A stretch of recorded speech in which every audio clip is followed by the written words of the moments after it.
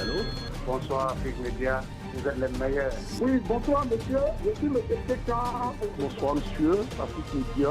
Je vous remercie pour tout ce que vous faites pour l'avenir de l'Afrique. Vous êtes la seule chaîne qui est libre dans le monde. Tension et peur au Mali ce mardi après des coups de feu entendus à la base militaire de Kati à environ 15 km à l'extérieur de Bamako. Des troupes armées se sont dirigées vers la capitale malienne. Selon des sources, certaines personnalités du pays auraient été arrêtées, on en saura davantage. Des locaux d'institutions seraient aussi pris d'assaut, dont le ministère des Finances. Une colonne militaire se dirigerait aussi vers la télévision nationale et un colonel aurait donné un ultimatum au président Ibrahim Boubacar Keïta de quitter le pouvoir. La communauté des États de l'Afrique de l'Ouest et la CEDEAO appelle les militaires à regagner sans délai leur caserne. Dans son communiqué, l'organisation sous-régionale, je cite, condamne vigoureusement la tentative en cours et prendra toutes les mesures et actions nécessaires à la restauration de l'ordre constitutionnel et fin de citation. Elle rappelle sa ferme opposition à tout changement politique anticonstitutionnel et invite les militaires à demeurer dans une posture républicaine. Que se passe-t-il donc réellement au Mali? Comment en est-on arrivé à des revendications politiques, j'allais dire, alors qu'on parlait des revendications sociales et sécuritaires? L'imam Dicko a-t-il encore le contrôle de ce mouvement dont il était pourtant présenté comme le principal leader? Qui tire les ficelles? On en saura davantage dans quelques instants.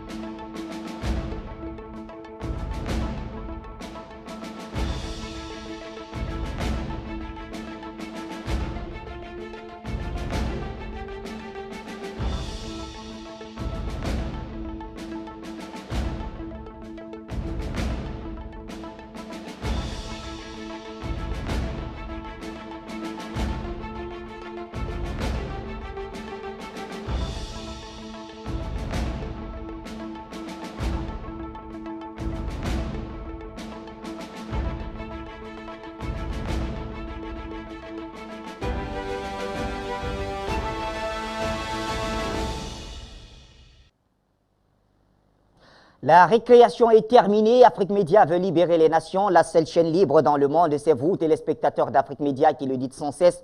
Et cela nous honore. Bonsoir l'Afrique et bonsoir le monde. Bienvenue mesdames et messieurs à cette autre édition d'Appel sur le continent. L'émission des téléspectateurs ici, c'est vous qui avez la parole. Et bien sûr, vous l'avez suivi tout comme nous depuis quelques heures. Au Mali, tout va sens dessus-dessous.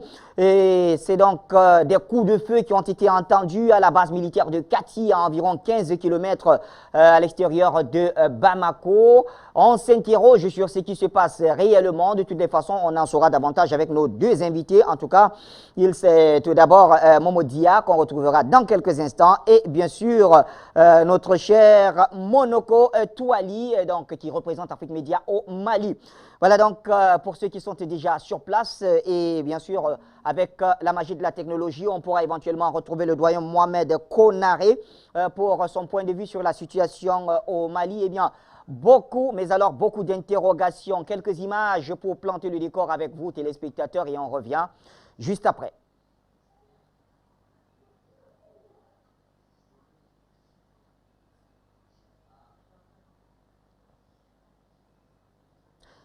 Alors, des images, quelques images qu'on a reçues de nos téléspectateurs, voilà. C'est un bonheur total.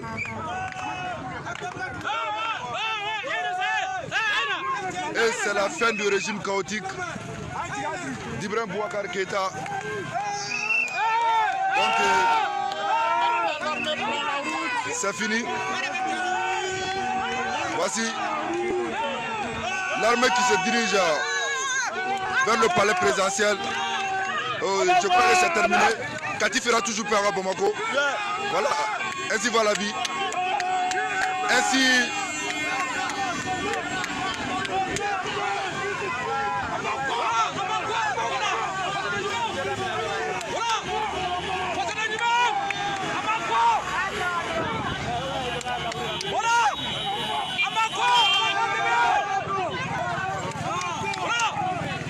Voilà, comme vous le constatez déjà.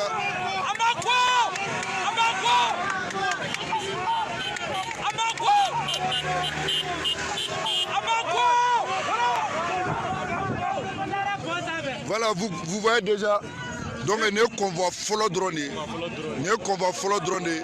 Pour faire savoir au monde entier, ceux qui disent que Oubiga hier, Chiko Mangareke, c'est faux. C'est terminé pour Ibrahim Bouakar Keïta et son régime. Ok.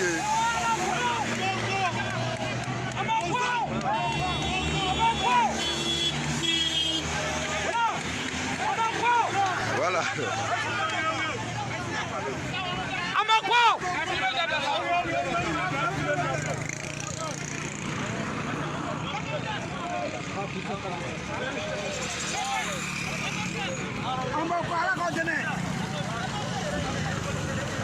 Voilà, comme vous le constatez déjà, parce que c'est un bonheur pour tous les Maliens et c'est à féliciter aussi. Je dirais aussi félicitations à tous les patriotes qui ont fait ce combat. Donc le combat a porté fruit. Voilà, le combat a porté fruit. Donc l'armée nous a joint.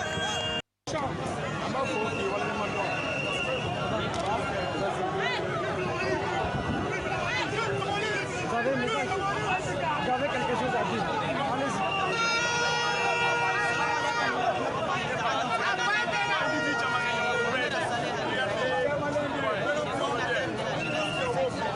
Voilà. Avec Malien Béwélé. Ayoub Massa. Malien Béwélé pour le voir de l'indépendance là. Aujourd'hui, c'est un jour historique dans l'histoire du Mali. Tous les pouvoirs ont quitté le Mali. Malien Béwélé. On a alerté IBK à plusieurs reprises parce qu'on ne peut pas un coup d'État militaire. Ce n'est pas bon pour le pays. C'est quelque chose qui arrange les Occidentaux. C'est quelque chose qui arrange les ennemis du pays. On a toujours alerté IBK. On a alerté. On ne voulait pas d'un coup d'État. Mais c'est lui qui a amené les gens. Aujourd'hui, c'est lui qui doit récolter tout ce qui va se passer. C'est lui qui doit récolter. Rester ensemble pour un seul emploi pour libérer notre pays sous ce joug. On vient juste d'avoir l'information que Béréroujou, Donaké, la Béréroujou sont rentrés dans la danse. Est-ce qu'il y a une information au Kola? C'est trop tard. On peut plus sauver ce régime. Même ceux qui voulaient, n'est-ce pas, à ce qu'il y ait un consensus. On ne peut plus le faire maintenant. C'est trop tard. Ibeka était très sûr. Ibeka devrait écouter. Ibeka devrait écouter. Les gens sont convaincus. Et malheureusement, ils ne sont pas écoutés. Aujourd'hui, l'armée est en danse. On sait que ça ne va pas s'arrêter. C'est fini. Le fou est déjà parti. Et le peuple est obligé de signer de l'armée. Ne pas d'ombi. Comment tu mets les bigolos assez? Comment tu mets les bigolos assez? Nous sommes Thomas.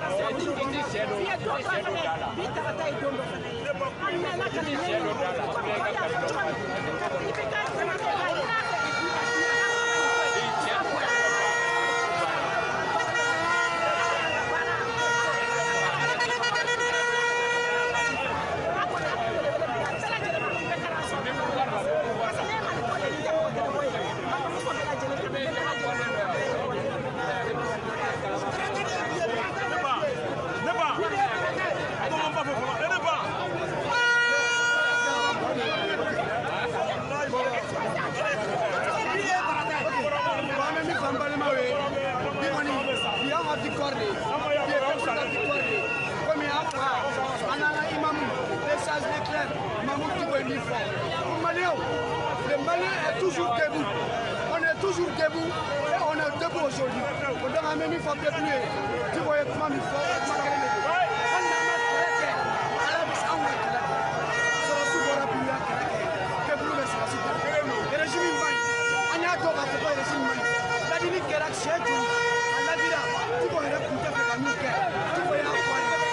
On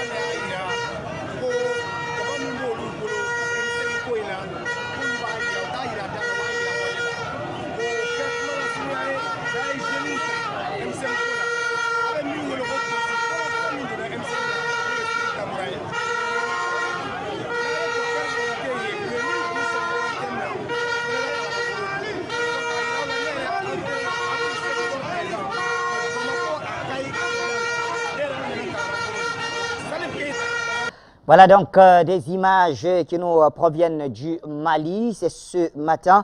Nos invités donc sont en place. On va dire un bonsoir tout d'abord à vous, Momo Dia. Je rappelle que vous êtes activiste. Bonsoir Momo Dia. Cher frère Bachir, voilà, grand journaliste. Merci d'être avec nous, en tout cas pour cette édition où nous parlerons du Mali. On essaiera d'aller du mieux que nous pouvons à partir du moment où cela sert l'Afrique. Et bien sûr, pour en parler aussi, à nos côtés, nous avons bien sûr Monoko Touali. Bonsoir Monoko. Oui, bonsoir à vous. Comment allez-vous? Ah, ici tout va bien. Ici tout va bien. Et la question cet après-midi sur la situation malienne. Voilà. Merci Monoko. Alors justement, on va commencer par vous qui êtes sur place au Mali. Ces images font pratiquement le tour du monde. Qu'est-ce qui se passe dans votre pays, le Mali? En effet, c'est depuis très tôt ce matin aux environs de 5h30 par là, alors là, on nous signale que les gens arrivent dans les points où je suis. Peut-être qu'il y a un débordement, alors là, mais les gens courent de partout tout de suite au moment où nous sommes en train ici pour dire qu'il y a la débandante. Mais il faut déjà dire que c'est depuis 5 heures du matin qu'effectivement, il y a eu une mutinerie qui s'est éclatée à Kati, dans les casernes de Kati, et qui a été donc conduit à ce qu'aujourd'hui, il y avait également plusieurs colonels. Il y a d'abord le colonel Sadio Kamara, de la garde nationale, et le colonel Malik Ndiao, qui est d'ailleurs l'homme fort actuellement, et celui-là, c'est le commandant Gakou de l'infanterie militaire. Alors, depuis ce matin, ils ont donc enclenché la mutinerie, et c'est donc ce qui domine actuellement. On n'a pas une nette position, on n'a pas une idée claire de ce qui domine, parce qu'il y a eu une riposte du côté de l'État. Alors, l'armée loyaliste s'organise pour prendre le dessus. Comme vous l'avez tantôt dit, effectivement, le gouvernement malien, par la voix du Premier ministre, a produit une déclaration qui dit qu'ils sont en train de suivre la situation et que la situation est sous contrôle. Évidemment, de l'autre côté, la CEDEAO, qui était déjà en mission de bons offices ici au Mali, s'est senti inquiété et a aussi produit une déclaration condamnant d'accession au pouvoir au mépris des mécanismes de la démocratie et qui voudrait que tout se passe dans les urnes. Évidemment, il y a également les États-Unis d'Amérique qui condamnent ce coup de force, et l'Union européenne et la France également par la voix de Jean-Yves Le Drian, qui a également donné la position claire de la France qui s'allie sur la position de la CEDEAO et de l'Union africaine. Voilà donc ce qu'on peut en introduction dire par rapport au Mali. On ne sait pas exactement de quel côté la situation se trouve. Actuellement, on est dans une situation d'un flou total et de cafouillage total. Voilà donc qui est dit. Merci en tout cas Monoko pour cette première prise de parole qui nous situe un tout petit peu sur ce qui se passe au Mali. Mimo Dia, quelle est votre lecture de la situation actuelle au Mali? Bonjour Bachir et bonjour à tous les techniciens d'Afrique Média TV qui font un grand travail d'éveil de conscience. Moi, franchement, je suis très content de cette mutinerie. Vous savez pourquoi? Je vais vous expliquer. Nous, ça fait des années et des années qu'on se bat pour la sauvegarde et de la restauration de la démocratie au Mali. Il est vrai que le président du Mali, Ibrahim Boubacar Keïta, a été élu, mais élu sous le contrôle de la France. C'est un président qui a été déposé comme un colis au Mali pour servir la France. Maintenant, comme l'avait dit l'un des plus érudits marabouts du Sénégal, en l'occurrence Thierno Mansour Baro, qui disait que la nécessité peut rendre licite ce qui est illicite. Ce n'est pas licite de faire un coup d'État. Mais là, nous sommes dans une situation où c'est devenu nécessaire et c'est devenu légal. Ce n'est pas légitime, mais c'est légal. C'est légal dans la mesure où le peuple malien a souffert. Le peuple malien a souffert du tâtonnement et de l'errement de son président, qui ne sait pas sous quel pied danser. En gros, le président du Mali, c'est un ventriloque. Il dit ce que la France lui dicte et il fait ce que la France lui dit de faire. La mutinerie est une chose normale. Pourquoi je le dis? Comme je vous l'ai expliqué ici, nous, on a alerté. On a vu les représentants du Mali, en l'occurrence Toumani Diallo, dans son ambassade, pour lui expliquer les tenants et les aboutissants et les voies et moyens nécessaires pour que le Mali doit emprunter pour aspirer à sa souveraineté totale. Il y a un début à tout. Le début de ce problème, c'est lié au djihadisme. Et après, il s'en est suivi, disons, la sous-traitance de la sécurité du Mali à travers des ministres d'Anna Amossabou sous la houlette et sous la directive d'Ibrahim Boubacar Keïta et sous le contrôle de la France. C'est ça qui a engendré au jour d'aujourd'hui la chute pure et simple ou une tentative de chute pure et simple du président Ibrahim Boubacar Keïta. Donc c'est un cocktail, c'est un ensemble d'accumulation de choses qui font que au jour d'aujourd'hui, le président du Mali ne peut plus rester. Il ne peut plus être président parce qu'il a trahi le peuple malien, il a trahi toute la communauté africaine et c'est quelqu'un qui est placé pour servir la France. C'est quelqu'un qui est placé pour servir les djihadistes. C'est ça la vérité. Maintenant, ouvrons le débat et parlons, et disons-nous la vérité, nous, en tant qu'Africains. Comme je l'avais expliqué ici, laissons la France dans son esprit belliqueux, laissons la France dans son esprit impérialiste et attaquons-nous de nos problèmes là où ils existent réellement. Voilà ce que je voulais dire pour l'instant. Votre position, elle est assez claire. Monoko Touali, est-ce que vous partagez cette joie qui semble animer Mimodia, même si jusqu'ici, selon nos informations, la tentative de putsch a échoué. Alors, comment est-ce que vous pouvez comprendre ça? Est-ce que vous partagez déjà cette réjouissance? En fait, moi, je ne la partage pas dans ce sens-là. Vous comprenez, parce que la situation malienne était partie des revendications purement sociales, d'ordre social. On avait la situation des enseignants, on avait le problème d'insécurité et autres petits problèmes au départ. Et que c'est l'imam Mamoudou Diko qui était donc la vedette pour pouvoir poser les problèmes en termes de revendications. Aujourd'hui, il a été rejoint par les politiques qui ont transformé ce mouvement en un mouvement qu'on appelle désormais M5. Et c'est de ce mouvement qui a suscité la présence de toute la population malienne et qui, dans le fond, qui pose des problèmes purement politiques. Parce que l'imam Mamoudou Diko n'a jamais clairement posé le problème du départ d'Ibrahim Boubacar Keïta. Il a simplement demandé à ce que Ibrahim Boubacar Keïta écoute la population malienne. Mais quelle était cette population? C'est effectivement la population qui lui reproche le fait qu'il n'a pas bien travaillé. Ça, c'est pas faux. Tout le monde sait qu'effectivement,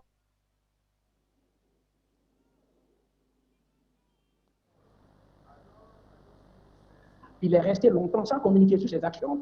Il a encaissé, il n'a pas défendu son projet de société, ses programmes, ses actions. On n'a pas une visibilité, on n'a pas une visibilité. De ce point de vue, toute la population le critique. Mais ce n'est pas la population dans son ensemble qui a pour mission la conquête et la gestion du pouvoir. Ce sont les politiques.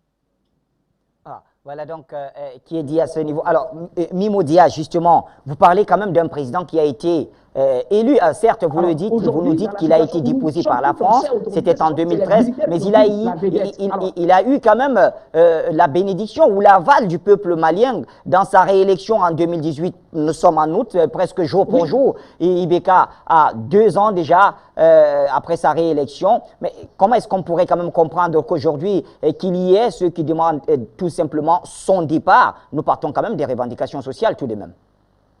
Oui, effectivement, vous avez raison, mon cher Bassirou. Mais ce qui se passe en réalité, certes, c'est le peuple malien qui a élu Ibrahim Boubacar Keïta, mais à quel prix?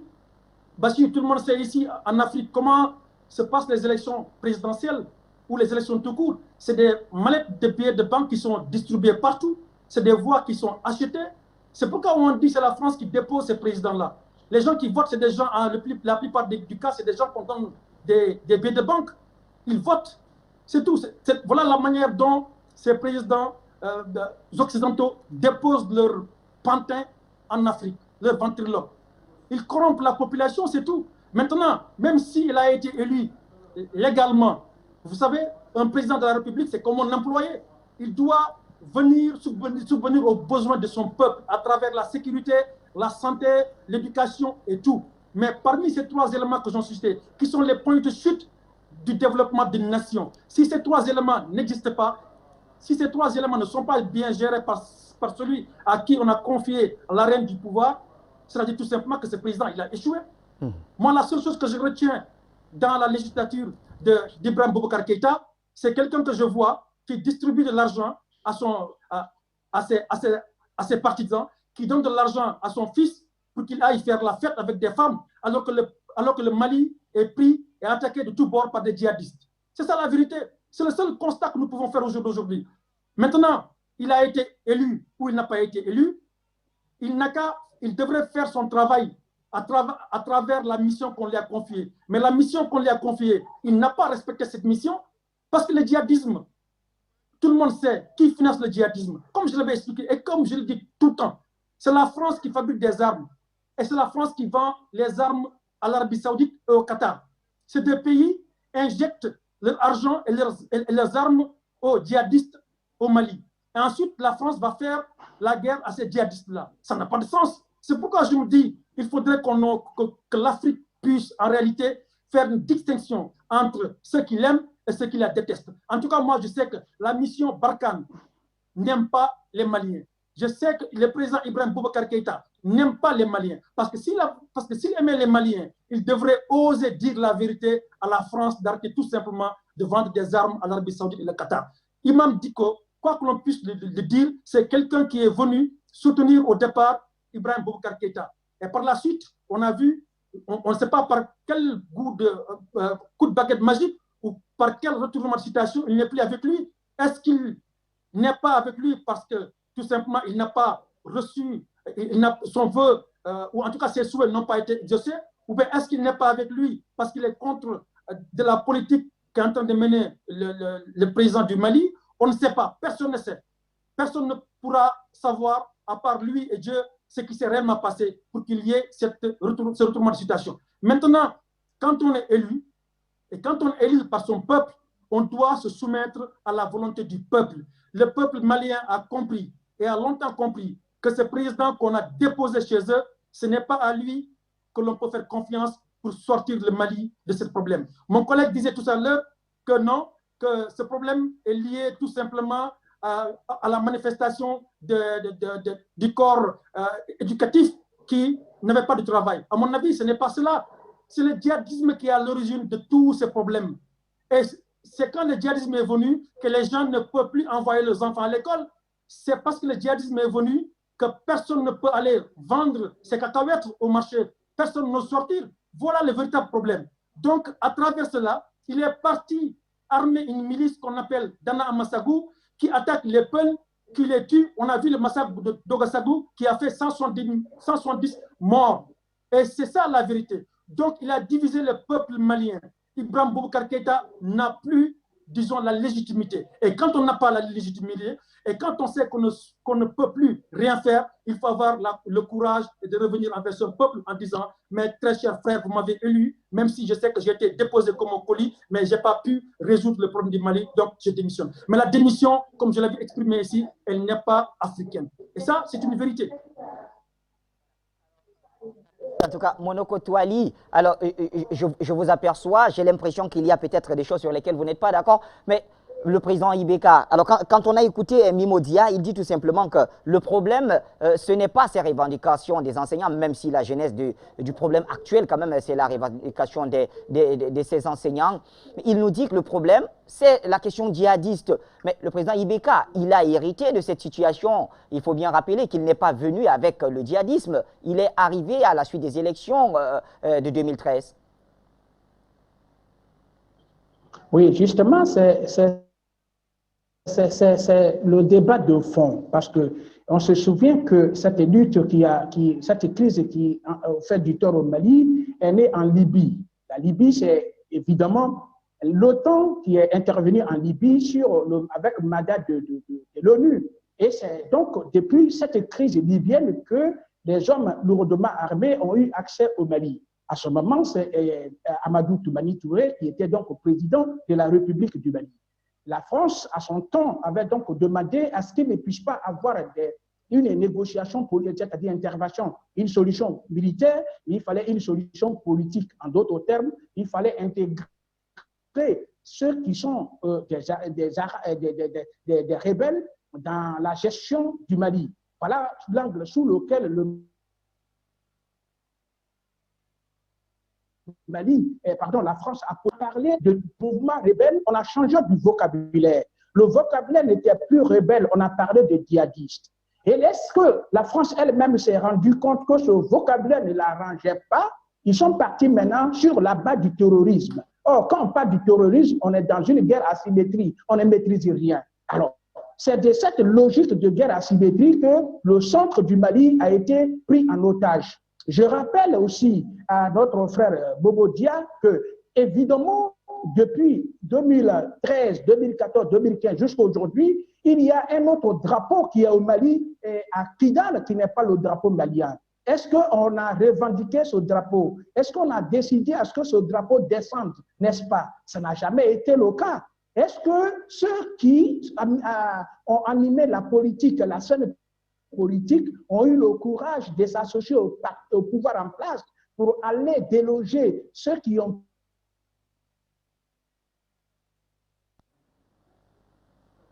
pris le Mali en otage? Est-ce que on se rend compte, parce que déjà, ATT, tout le monde l'avait ici accusé d'avoir été en complicité avec les rebelles, tout le monde l'a dit ici. Djonkouda est venu, il a été traité de tous les noms. Encore aujourd'hui, c'est Ibeka. L'objectif est que les populations dans la démocratie dénoncent, décrivent, mais qu'ils acceptent que la démocratie existe, que la voie des urnes est la voie la meilleure, tout en sachant que les revendications sont légitimes, sont sincères, parce qu'on ne peut pas avoir une logique ou encourager quand on freine chaque année ou chaque 2 ans les mandats des chefs d'État. Ce n'est pas une bonne image et ça n'apprécie pas et ça ne rend pas service à la démocratie. Je comprends mon frère, ami, copanéliste, dont j'ai beaucoup de respect par rapport à la qualité de ses interventions, mais il y a aussi une question de fond qui ne se pose pas. Est-ce qu'aujourd'hui, avec le départ de Ibeka, si cela se consommait, on peut nous faire observer que tous les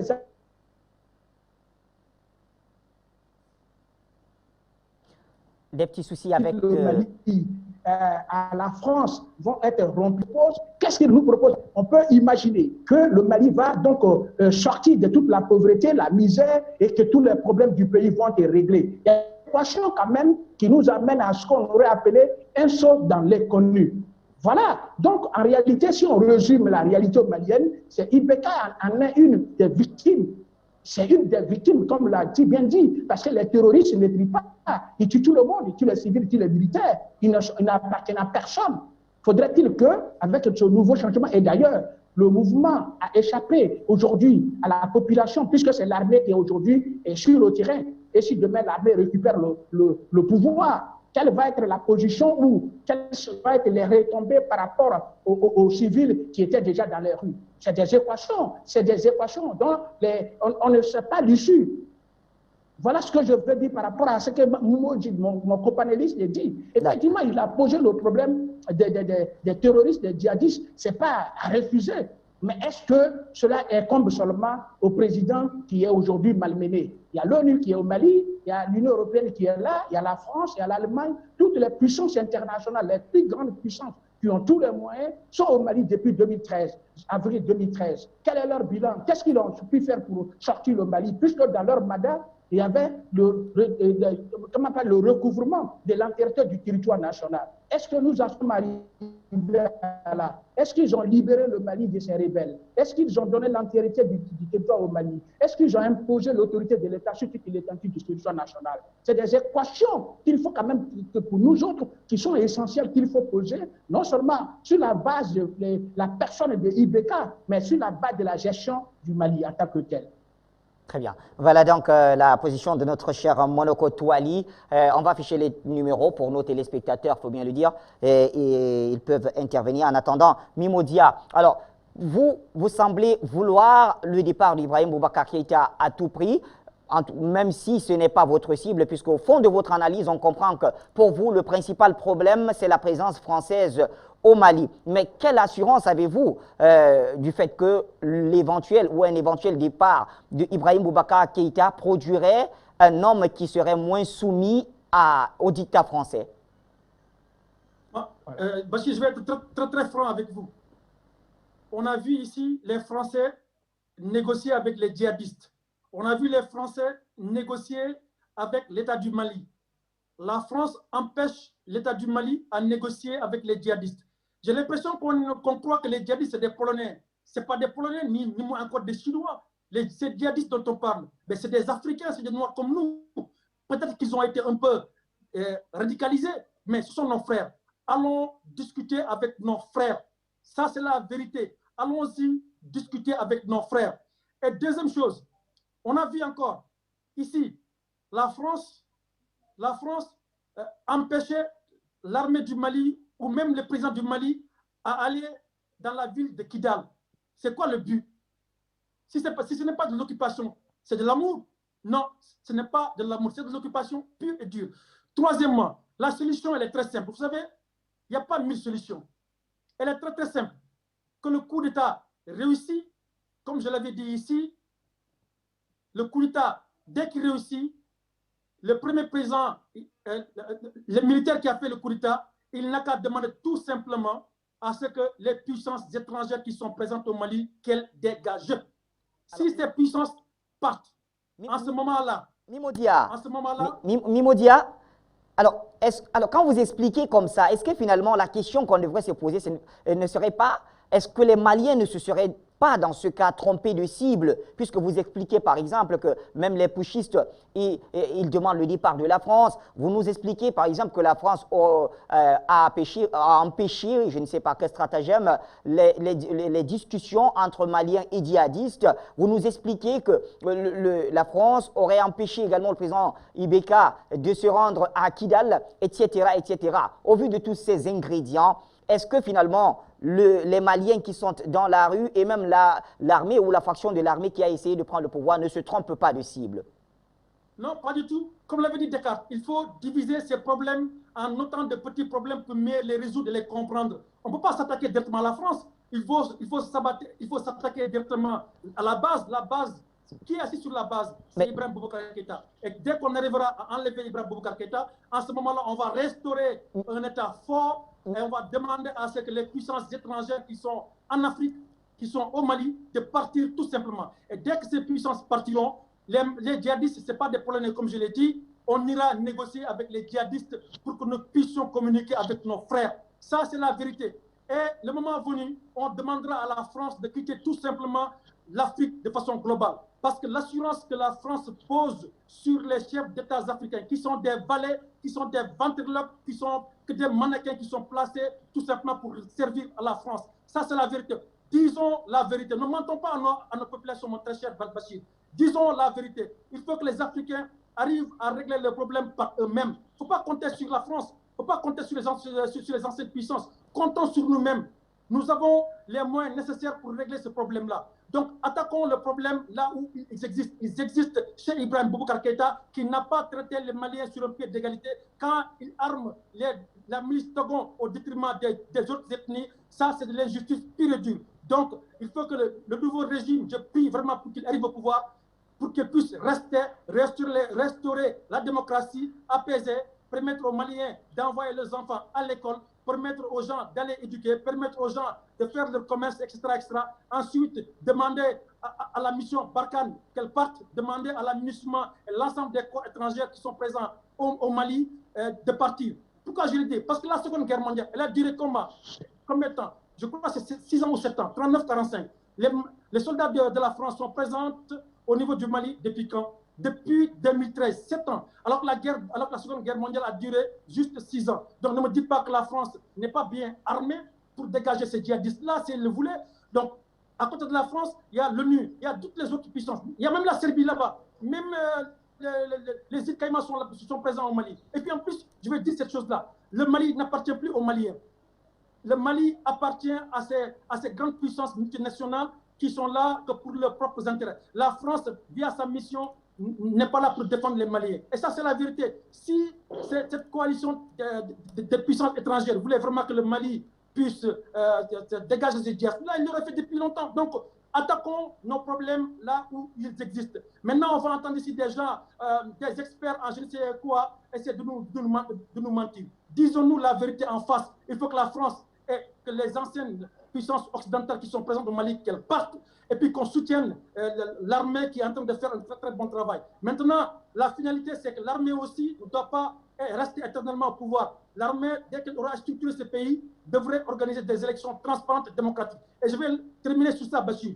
Il faut maintenant, celui qui va diriger le Mali, en tout cas les candidats du Mali, il faut que ces gens puissent avoir une seule nationalité, la nationalité malienne. Il faut même que ces gens-là ne posent même plus les pieds ici en France. Si tu es candidat et que tu as une fois posé tes pieds en Occident, les gens ne devraient même plus voter pour toi. Parce qu'on sait ce qui se passe. Le programme d'Ibrahim Boubacar Keïta, ça a été négocié, ça a été écrit ici, dans les bureaux de Bolloré, ici dans le 8e arrondissement. Tout le monde le sait. Et ça, c'est la vérité. C'est pourquoi on est là aujourd'hui, dans cette situation très, très catastrophique. Voilà, merci Mimo Dia. Alors, Monoko Touali, alors j'ai l'impression qu'il y a des choses que vous ne partagez pas à chaque fois. Alors, quand on a écouté quand même Mimo Dia, on comprend que l'objectif pour lui, c'est de voir partir définitivement la France du Mali, un objectif que partagent bon nombre de panafricanistes.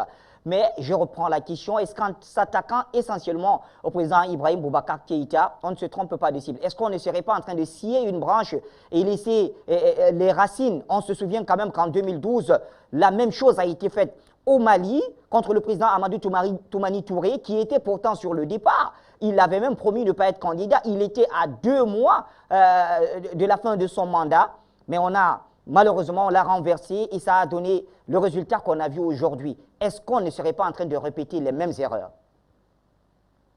Merci dans un premier temps pour le brillant exposé de vos copanélistes et la pertinence de la question que vous posez, qui est une question logique qui s'impose d'elle-même.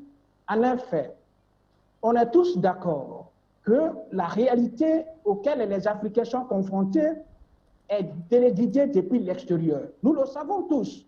Et personne ne contredit mon copanéliste, Mimo Dia. Et je lui dis bravo par rapport à ça. Mais Mimo, qui est sûr aujourd'hui là, et moi, nous échangeons, mais c'est les politiques qui revendiquent, qui devraient le dire. Et c'est là. La réalité est qu'ils se trompent de cible. La cible n'est pas IBK en tant que telle. Si on suppose que IBK est manipulé, mais attaquons-nous à ceux qui le manipulent. Et c'est là le vrai débat. Or, de la façon, vous le dites, mon copanéliste, vous le dites, M. Mimodia, est-ce que c'est de la même façon que les politiques ici le disent? Non, pas du tout. Ils ne le disent pas. C'est la population qui le dit. Mais les leaders, d'ailleurs, leur mémorandum, les revendications qu'ils posent, il n'y a pas une phrase qui stipule la cessation, la rupture avec la France. Il n'y a pas de phrase. Il n'y a même pas une virgule. Vous comprenez? Il n'y a même pas encore une autre phrase qui va dire que demain, on n'aura plus le drapeau des rebelles au nord. On va réunifier le Mali automatiquement. Et que si on ne prend pas la France, peut-être on va balancer sur la Russie ou sur la Chine ou d'autres puissances en attendant que nous prenions en charge. Je suis donc d'accord qu'il ait posé cette équation, mais faudra-t-il qu'elle vienne des animateurs politiques de la scène politique en réalité? Or, la scène politique, ceux qui animent la scène politique n'en parlent pas.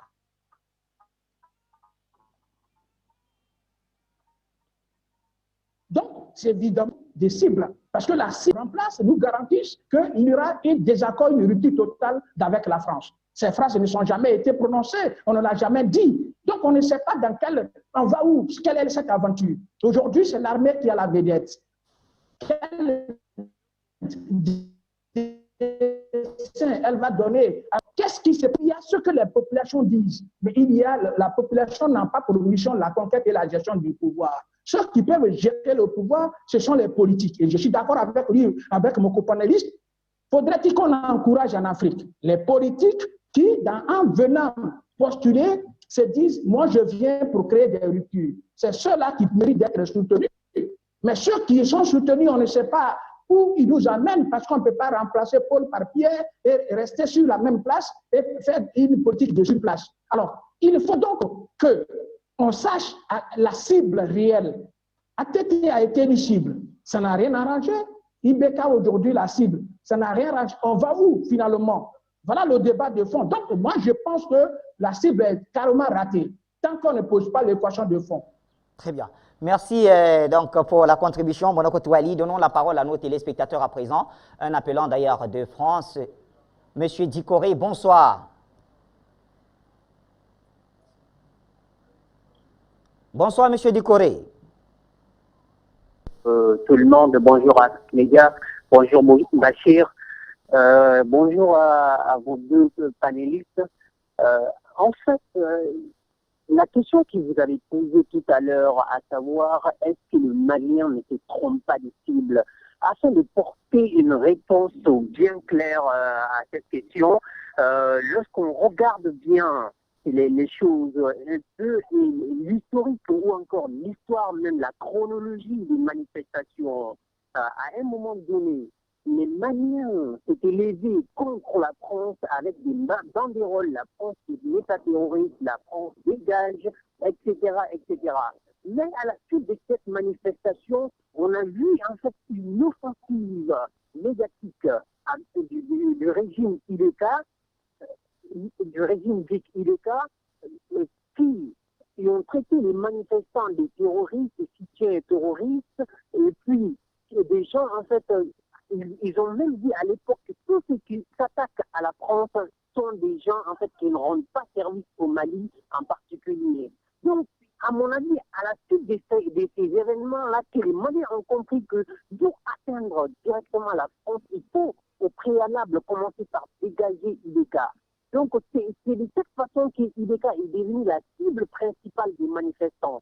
Donc, du coup, il faudra vraiment mettre les choses dans leur contexte. Donc, c'est de cette façon que vos deux panélistes devraient vous répondre. La chronologie des événements ont montré que l'IBK était le barrage entre la population malienne et la France parce qu'il défendait en premier lieu les intérêts français en Afrique. Voilà, donc c'est juste pour vous donner ces quelques précisions. Par rapport aux évolutions, pourquoi la situation est devenue si incontrôlable? Parce que tout simplement, l'amonissement, l'opération Barkhane et toutes les forces étrangères sont au Mali pour assurer l'application de l'accord d'Alger. Or que les Maliens ont compris que l'application entière de cet accord n'est pas du tout dans leur intérêt. Donc, du coup, ça conduit à une situation stagnante qui a été bloquée partout. IBK s'est entêté à appliquer cet accord pour faire plaisir à la France et aux rebelles ou encore aux groupes djihadistes terroristes, donc pour leur faire plaisir. Donc, cela a entraîné des problèmes sociaux en appuyant des problèmes sur des problèmes. Donc, du coup, c'est là la vraie source de tous les problèmes. Si vraiment IBK veut dégager, veut être en l'aise, ou encore le nouveau président qui viendra si le coup d'État est confirmé, donc il devrait tout simplement dire que nous, l'accord d'Alger tel qu'elle est, elle ne peut pas être appliquée, elle n'est pas tout simplement applicable. Donc il faudra qu'il dise cette vérité à la communauté soi-disant internationale. Donc à mon sens, c'est de cette façon qu'ils peuvent résoudre le problème du Mali. Voilà, donc du coup, il faudra vraiment réfléchir de ces côtés, dire tout simplement à la communauté internationale que l'accord d'Alger n'est pas applicable. Donc du coup, c'est mon avis, et à mon avis, c'est de cette façon qu'on pourra résoudre le problème. Voilà, merci à tout le monde, merci à ces médias, et merci de me laisser souhaiter vraiment échanger. Allez, merci à vous également, très cher Ducoré. Depuis la France, nous restons au téléphone tout à côté de vous, pas très loin, c'est l'Écosse. Et c'est Peter qui nous appelle. Bonsoir, Peter.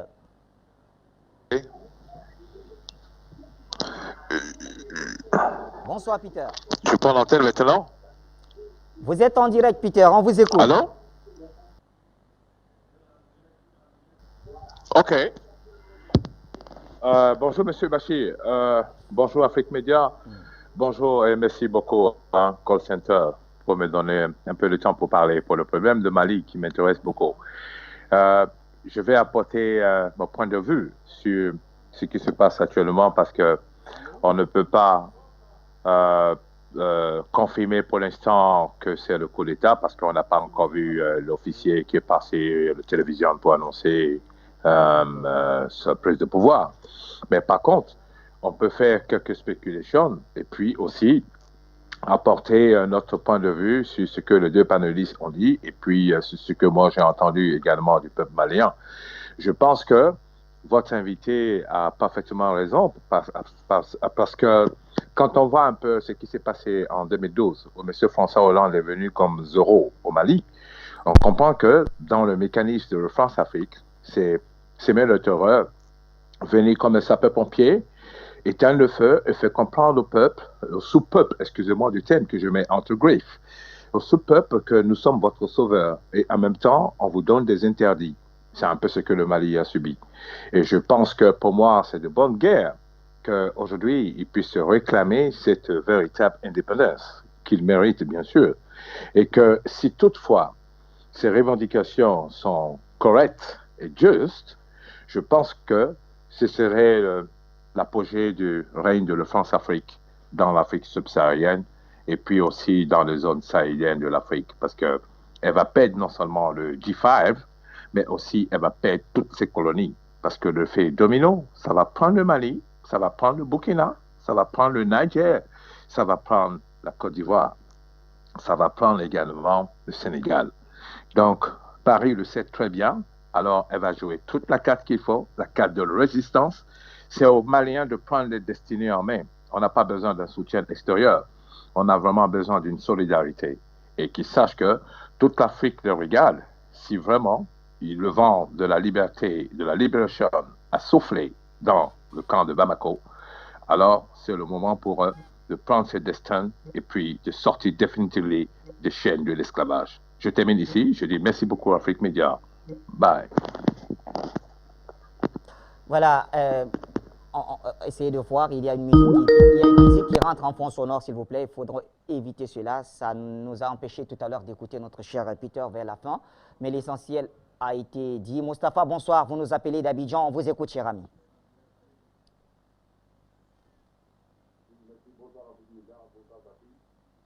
Nous sommes contents. Il est déjà arrêté. Il est à la République. Tout de suite, maintenant, je sais que je vous parle. Le militaire est en train de bouger avec le Ndeka au Kati. Il est arrêté, premier ministre arrêté, tout le monde est arrêté. On s'en fout de CEDEAO, on s'en fout de l'Union africaine, on s'en fout de la France, on s'en fout des États-Unis d'Amérique. Bamako a négligé entièrement. Tout le monde est sorti. On est content, on est tous contents. Ce pouvoir minable là, le type là, il nous est fatigué, ce président-là. Le président-là, il nous est humilié. Les militaires là sont humiliés. Les braves militaires, ils ont fait le boulot, bon boulot. Donc c'est fini. Pour l'IVK, c'est terminé. C'est les bonnes informations que je vous donne à tous les médias. Il est qu'à arrêter actuellement. Les militaires sont en train de monter avec lui actuellement au Kourouba. Il est en T4-4. Vraiment, peut-être qu'il n'est pas d'image, mais on est en train de regarder dans notre image ici. Donc il est qu'à l'arrêt. Le premier ministre, tous les généraux là, ils sont arrêtés. Nous sommes contents. Tout le monde est sorti. Tout le monde est dans la rue. On s'en fout de CEDEAO. On s'en fout de la France. Les Barkhane n'ont qu'à quitter ici. Les militaires n'ont qu'à partir. Tout le monde n'est qu'à partir. On va aller au champ, on va cultiver, on va manger les yams. Voilà, c'est ce que merci beaucoup. Voilà, merci à Moustapha. On a du mal à écouter, on a eu du mal à écouter Moustapha. Je vous en prie, essayez de voir, est-ce au niveau de nos appelants ou c'est à notre niveau, essayez de voir ça. Eric, bonsoir.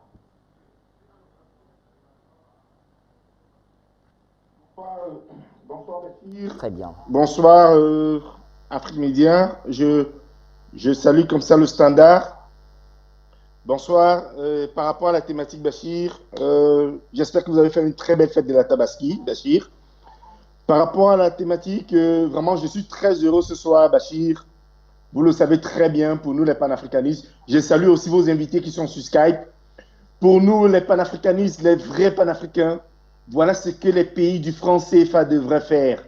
Suivre l'exemple du Mali, parce que c'est par là que la vraie libération des pays francs CFA doivent arriver. Les peuples africains aujourd'hui doivent comprendre que leur libération dépend d'eux-mêmes.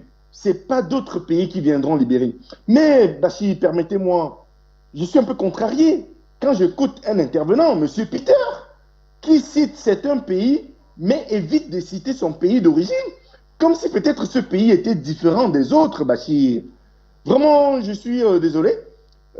Pour un président comme M. Ibeka, pour qui j'ai du respect, parce que c'est quand même le président de la nation malienne, mais quelqu'un qui est allé pleurer en France parce que Charlie Hebdo a commis des attentats, alors qu'on a arrêté nos sœurs et nos filles nigériennes en Afrique au Nigeria, personne ne s'est déplacé de ce côté. Ce qui se passe au Mali, c'est le jeu de la France-Afrique. C'est la France qui est aux manettes. Ne nous trompons pas, c'est la France. Ça, c'est le jeu de la France. Et tant que les peuples n'auront pas la souveraineté de pouvoir élire leur président, c'est-à-dire qu'on mette un système électoral équitable, juste, c'est comme ça que nous allons nous retrouver. Tandis que dans certains pays, Bachir, je veux sortir en disant tout simplement que moi, je me rends compte quand vous êtes sur les plateaux avec le président du NMP, vous n'arrivez pas à me prendre. Et je ne comprends pas pourquoi on évite parfois la contradiction.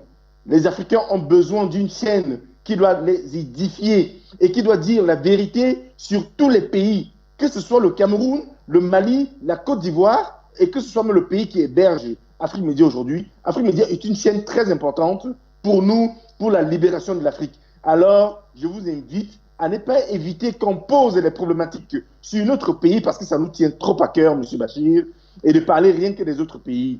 Vraiment, nous espérons que les prochaines émissions, on parlera du Cameroun parce que ce qui se passe au Cameroun, Bachir, ce sont les mêmes choses. Nous avons un président qui, depuis janvier, n'a reçu aucun ministre. Depuis janvier, pour un conseil ministériel, rien n'a été fait. Mais les gens vont venir sur les plateaux nous faire croire comme quoi que c'est le pays le plus beau de la... Jean-Paul qui nous appelait donc de la Belgique. Jean-Paul, pas besoin de donner un autre nom pour passer sur Afrique Média. Vous avez fait passer pour Eric, mais on connaît la position. Il n'y a pas de problème. Appelez avec votre nom et puis on fait l'émission. C'est le plus important. Vous l'avez dit, c'est le panafricanisme qui prime et nous sommes tous d'accord à ce point. Mais ne jugez pas et vous ne serez pas jugés. Nous restons au téléphone avec Diallo qui nous appelle depuis Luanda. Bonsoir Diallo. Merci beaucoup. Bonsoir, M. Bachir. Bonsoir à vos invités. Je voudrais intervenir sur le cas qui se passe au Mali. Je pense qu'il est temps que nos dirigeants apprennent à comprendre ce que veulent les populations. Si M.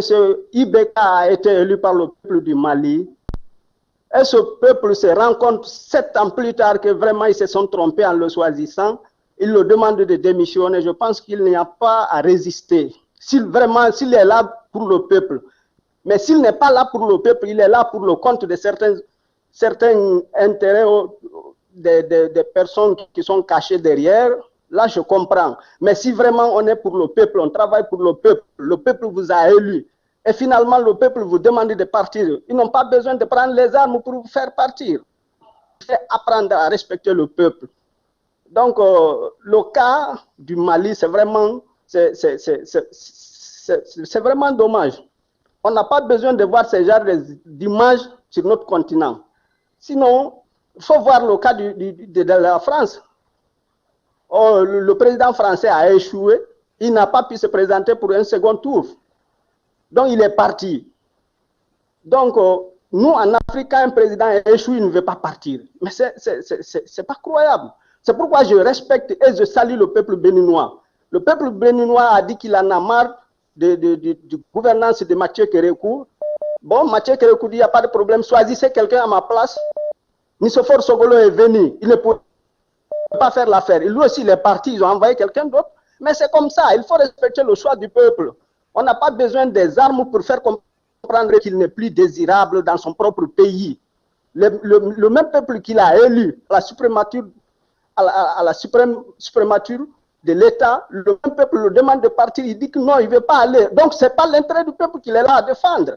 C'est pourquoi il ne veut pas partir. Sinon, il devait partir, respecter le peuple et ne pas verser le sang de ce peuple dont il est censé sécuriser. Monsieur Bachir, je ne vais pas monopoliser la parole. Je vais laisser la chance aux autres auditeurs d'intervenir. Merci beaucoup. Ami. Et bien sûr, Émilie nous appelle d'Allemagne. Bonsoir, Émilie. Ok. Bonsoir Bachir, bonsoir les panélistes, hein, les intervenants, bonsoir l'Afrique, bonsoir le monde. Hein. Bachir, j'ai juste je ne maîtrise pas beaucoup de la politique malienne, mais j'ai constaté que les gens font l'amalgame. J'aimerais seulement demander aux Ivoiriens et aux Maliens, chers compatriotes africains, je vais dire, nous sommes tous africains, que ce soit les Maliens, que ce soit les Ivoiriens, vous êtes intelligents, vous êtes sages, vous êtes, je vais dire, comment on peut dire ça en français? Je vais dire, vous réfléchissez, qu'on ne vous mente pas. Vous êtes les seuls à comprendre. Écoutez les conseils de certaines personnes, mais ne mélangez pas tout. Parce qu'il y a les gens qui font l'amalgame. Il y a les gens qui font l'amalgame. J'aimerais seulement demander à mes frères maliens, j'ai toujours dit cela. Pourquoi, lorsque les djihadistes ont pris une partie du pays, ils ne sont pas sortis en masse? Parce que si le peuple sort en masse, je veux dire la population, on n'allait pas peut-être, je veux dire, on n'allait pas arriver là. Ils ne sont pas sortis en masse. Quand il s'agit de les bases militaires là, il ne faut pas attendre le prochain président. Si les Maliens ou bien les Africains sortaient en masse, comme ils sont sortis tous ces derniers jours, je crois que les militaires français la laissent fuir depuis. Donc, je veux dire que là où il faut, c'est-à-dire là où nous coupons toujours les branches, les feuilles, mais on laisse les tiges. Nous laissons les tiges. Et n'écoutez pas les gens qui vocifèrent là. Parce que leur mentor, Béchir, excuse-moi de parler, s'il te plaît. Leur mentor a dit que le président Ouattara était un modèle pour lui. Mais ils ne font que parler du Cameroun pendant qu'ils supportaient quelqu'un qui supporte le président Ouattara, qui supporte le franc CFA, qui eux-mêmes demande à Macron de les aider à installer leur mentor à Yaoundé. Donc, faites ce que vous voulez, n'écoutez pas les gens qui viennent mélanger, ils font l'amalgame. On dit que la personne qui a mal, c'est lui qui sent la douleur. Au Cameroun, là, les gens ne feront pas parce que les Maliens ont fait. Parce que ce n'est pas la même chose que les Camerounais vivent. Que les Camerounais savent ce qu'ils vont faire chez eux. Les Maliens savent ce qu'ils font chez eux. Faites ce qui est bien. On va vous applaudir. Mais faites attention. Peut-être celui qui viendra là, on va pleurer comme vous avez chassé, comment vous avez ATT. Et les pleurs ont toujours continué. Bonne soirée. Nous restons au téléphone avec Barak qui nous appelle de la Côte d'Ivoire. Je rappelle que nous avons certaines informations. Nous essayons juste de recouper et le moment venu, on l'annoncera. Barak, bonsoir, depuis Abidjan.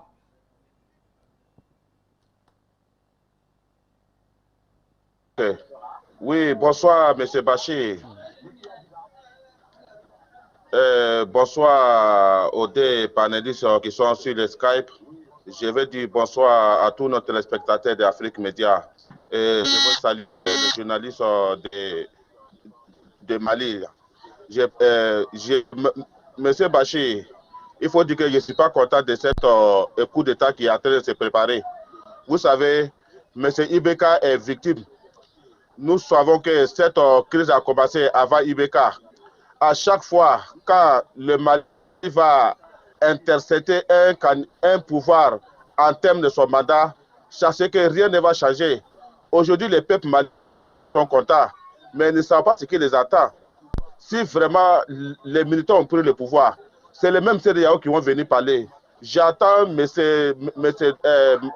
Totodia qui dit que de ne pas quitter la France. Oui, personne n'acquise la France.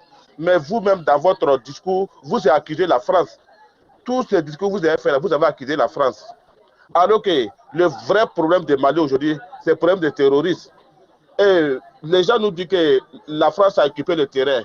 Que M. Doutodia me dit, Mali regorge quelles ressources? Il y a quelles ressources au Mali? Rien. Mali n'a aucune ressource. Les seules ressources qu'il y a au Mali, là, c'est entre le Niger et Mali, frontière Mali.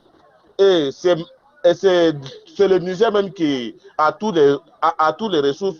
Parce que des fois, les gens se disent qu'ils sont panafricains, ils raisonnent vraiment ce qui n'est pas possible. Donc moi, je continue de soutenir la démocratie. Il faudra que les Maliens attendent à ce que M. Ibeka finisse son mandat et qu'il parte tranquillement.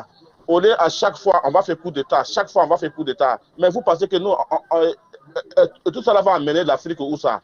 Donc vraiment, M. Bachir, il faut dire que je suis déçu. Je suis déçu ce soir-là de M. Doutodia. Parce qu'il ne devait même pas dire qu'il est d'accord pour ce coup d'État. Alors que ce monsieur était élu démocratiquement. Même s'il y a eu un peu de discussion, mais quand même, les Maliens ont lui renouvelé sa confiance. Donc on doit attendre 3 ans à ce qu'il finisse son mandat et qu'il parte tranquillement. Et lui qui va venir derrière Ibeka, ça sera le même problème. Moi, je vous dis aujourd'hui. Donc, je vais m'arrêter là, M. Bachir, et encore saluer les peuples ivoiriens qui ont compris dans leur grande majorité qu'il faut tourner la page. Et je vais m'arrêter là pour ne pas offenser les autres. Je vous remercie.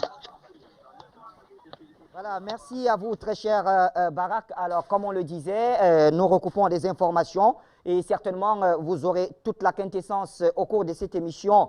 Et nous apprenons justement, selon plusieurs sources, que le président malien Ibrahim Boubacar Keïta a été arrêté, ou plutôt aurait été arrêté par des militaires ce mardi même, il y a quelques heures, tout simplement. Et Ibeka donc, se trouvait, selon nos sources, dans sa résidence de Sébenikoro, à Bamako, lorsqu'il a été arrêté par ces militaires mutins.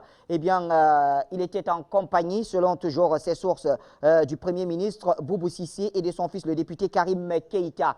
Alors, nous recoupons de plus en plus ces informations. On redonnera la parole tout à l'heure à nos téléspectateurs. Je voudrais pour le moment retourner vers Monoko Touali. Monoko Touali, alors c'est vrai que vous êtes en studio pour le moment. Voici ce que nous avons comme information et ça se discute déjà. Ce sont des informations qui sont en tout cas confirmées par plusieurs sources gouvernementales et diplomatiques. Qu'avez-vous à dire là-dessus? Effectivement, c'est effectivement vers quoi la position de Ibeka conduisait, parce que la CEDEAO est venue à son secours et la CEDEAO a demandé à ce qu'on demande que les élections qui sont contestées à l'Assemblée nationale, 30 députés, il fallait reprendre les élections, remembrer la Cour constitutionnelle et évidemment faire un gouvernement de large ouverture avec un nouveau Premier ministre. Ibeka n'a pas été à mesure de le faire. Et c'est ça en réalité, c'est ça son tort, parce qu'il a préféré garder les propositions qui n'était pas tout à fait compliqué que lui indiquait la CEDEAO. La CEDEAO ne voulait pas la dissolution de l'Assemblée nationale du Mali, mais à par voie de conséquence, suggérait que des élections se reprennent. Or, il s'avérait que le président de l'Assemblée nationale, actuel président de l'Assemblée nationale, étant aussi l'un des fils du président Ibrahim Boubacar Keïta, et qui, avec les 30 autres et les 29 autres, n'ont pas voulu sortir de l'Assemblée nationale. Et c'est ce qui a compliqué la situation. Vous comprenez? Deuxième élément, c'était que le Premier ministre actuel puisse être remplacé par un autre pour un gouvernement de large ouverture. Ibeka ne l'a pas accepté. Vous comprenez? Quand il y a des propositions qui sont faites, alors que le peuple est dans la rue, la population est debout, les gens on marche à Bamako, dans les villes de l'intérieur, toute la diaspora, mais si on vous propose certaines mesures, entre vous faire chuter et accepter ces mesures, mieux valait prendre ces mesures. Alors, c'était prévisible, hein? Sur ce terrain-là, c'était prévisible. Mais ce qui est peut-être l'élément nouveau, c'est que tout le monde s'attendait à tout, sauf que l'armée intervienne. Aujourd'hui, c'est l'armée qui a pris la vedette. Alors, qu'est-ce qui s'est passé? Pourquoi l'armée a déjà pris la dernière décision de prendre la règne de ses affaires? Alors, à quoi est-ce qu'on va est-ce que l'armée est venue juste pour éviter que entre la population et les autres, le pouvoir, il y ait bain de sang? Parce qu'il y avait des meetings éclatés, il y avait des programmes de sensibilisation. Alors, est-ce que l'armée intervient ici pour éviter qu'il y ait bain de sang au Mali? Est-ce que c'est ça? Ou bien est-ce que l'armée intervient parce que d'autres puissances ont voulu dévier la volonté du peuple qui dénonce ici que la France parte, que les grandes puissances libèrent le Mali? Est-ce que c'est cela qui a un peu effrayé la France, si toutefois, entre guillemets, elle était déjà dans le coup? Alors, on ne sait pas jusqu'à aujourd'hui qui est derrière les putschistes qui ont renversé et par rapport à quelle motivation? Est-ce que c'est par rapport à la population ou est-ce que parce qu'elle anticipe les choses? C'est des débats de fond. C'est des débats de fond. Ce qu'il faut peut-être retenir, comme nous le cherchons de le dire, on dit la population africaine, d'où qu'elle soit, elles ont raison de revendiquer, elles montrent, elles pressent les populations et les pouvoirs publics de prendre conscience de la gestion de nos États. Mais en ce moment précis, faudrait-il que les leaders politiques qui animent les mouvements de contestation nous donnent aussi une lecture claire sur les ruptures avec les pays colonisateurs, la rupture aussi, le recouvrement du Mali, l'entièreté du Mali. La dame venait de le dire, le drapeau malien n'est pas à Kidal depuis des années. Est-ce qu'on le revendique? Non, il n'a jamais été revendiqué, il n'y a jamais eu d'engouement. Alors, on arrive aujourd'hui au renversement, mais espérons que ce qui est arrivé à Tété n'arrive pas encore à Ibeka. En d'autres termes, il ne faudrait pas qu'on fasse du surplace et que cette fois-ci, ça soit une bonne solution.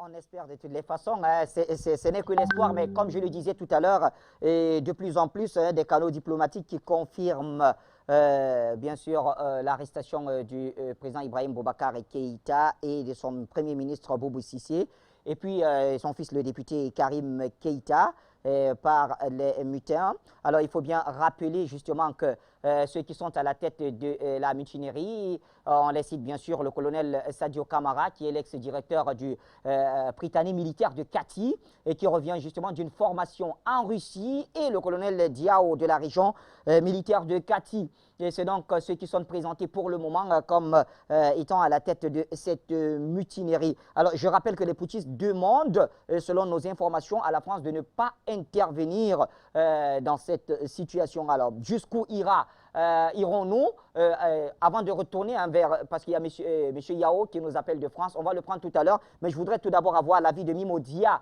sur les dernières informations, et je rappelle que nous sommes en train de recouper pour avoir un peu plus d'éléments à donner à nos téléspectateurs. Mimo Dia.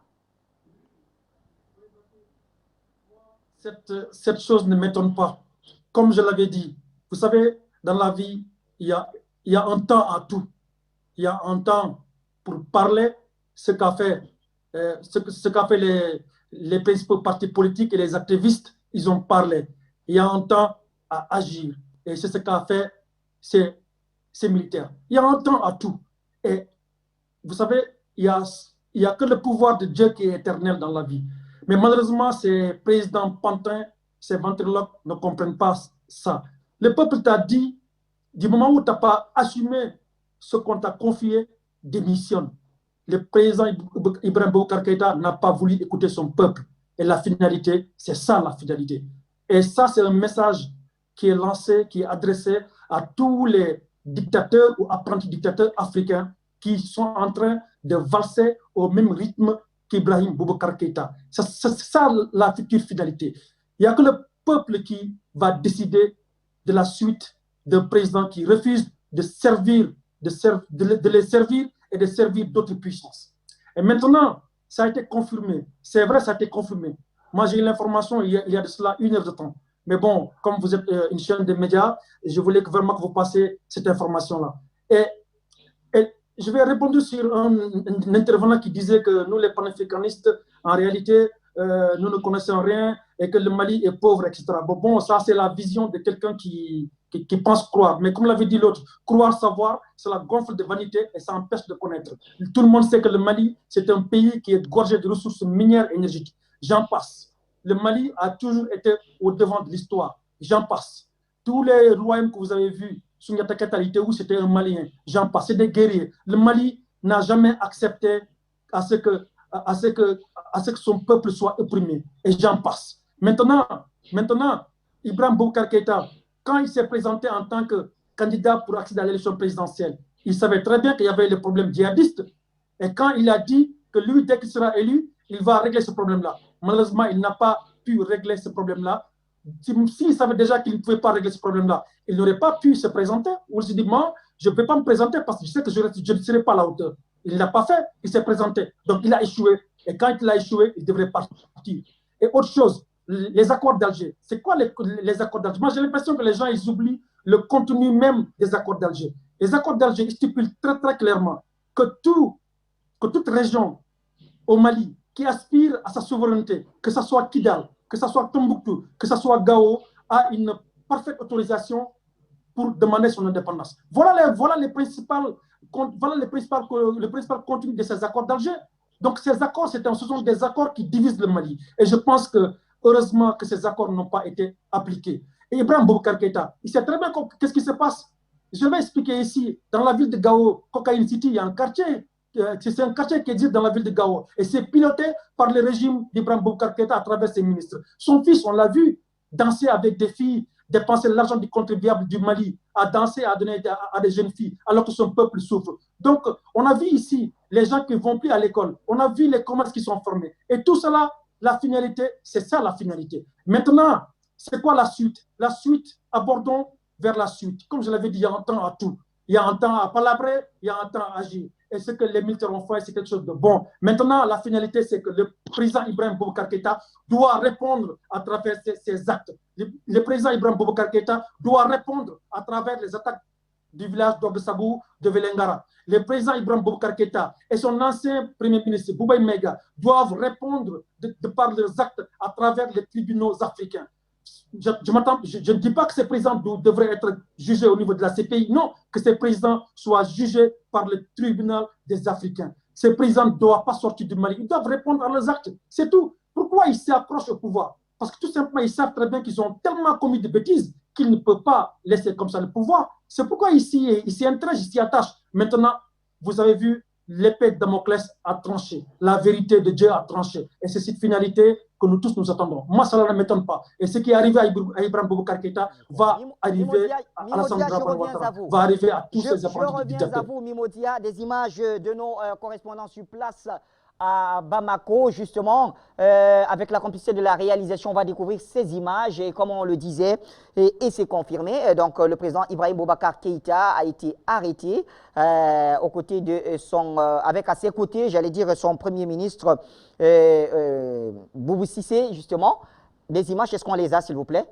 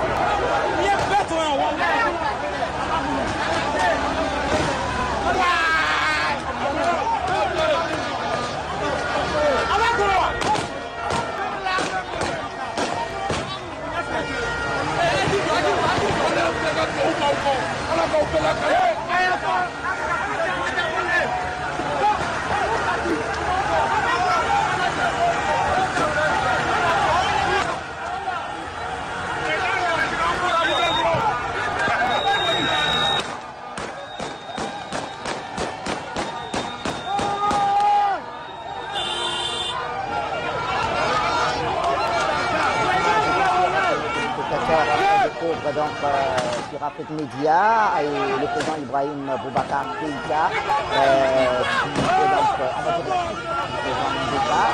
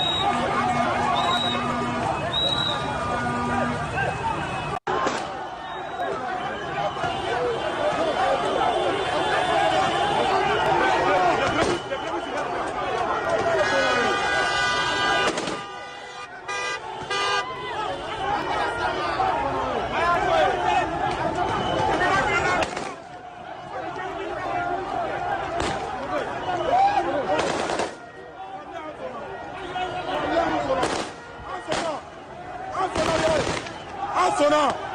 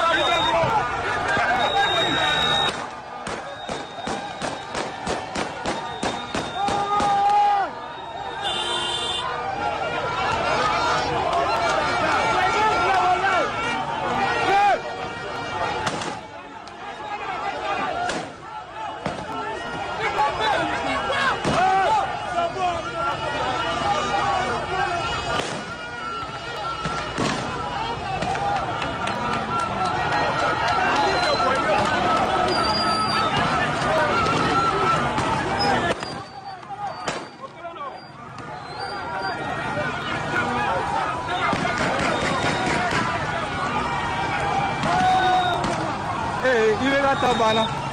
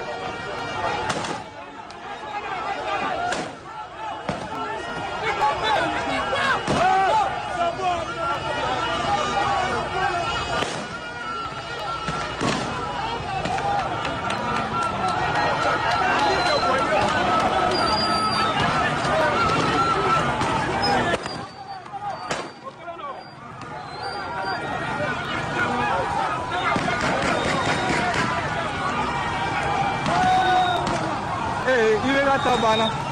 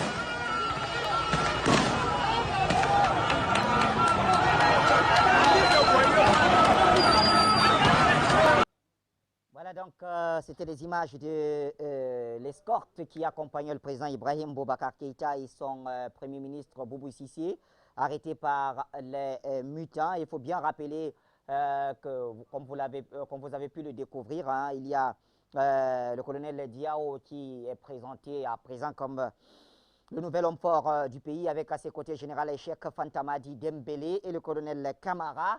Et voilà donc ceux qui sont à la tête de cette mutinerie qui a conduit à la chute du président Ibrahim Boubacar Keïta. Alors, que pense le peuple malien avant de retourner vers les appelants? Parce que je dois rappeler, le standard est prêt à exploser. On va prendre ces appelants. Mais avant, découvrons quelques scènes de l'IS. Pas encore. Nous prenons les images. Très bien. Les images sont prêtes. Scène de l'IS à Bamako. C'est la fin du régime d'Ibeka. Les militaires de la danse, c'est la fin du régime. C'est la fin du régime. C'est la fin du régime. Les militaires de la danse, les militaires sont là. Les militaires sont là. Les militaires sont là. Ils saluent la masse. C'est la fin du régime d'Ibeka. C'est la fin du régime. Les militaires sont là. C'est la fin. Les militaires sont là. C'est la fin du régime d'Ibeka. Les militaires de la danse, c'est la fin du régime. C'est la fin du régime. C'est la fin du régime. Les militaires de la danse, les militaires sont là. Les militaires sont là. Les militaires sont là. Ils saluent la masse. C'est la fin du régime d'Ibeka. C'est la fin du régime. Les militaires sont là. C'est la fin. Les militaires sont là. C'est la fin du régime d'Ibeka.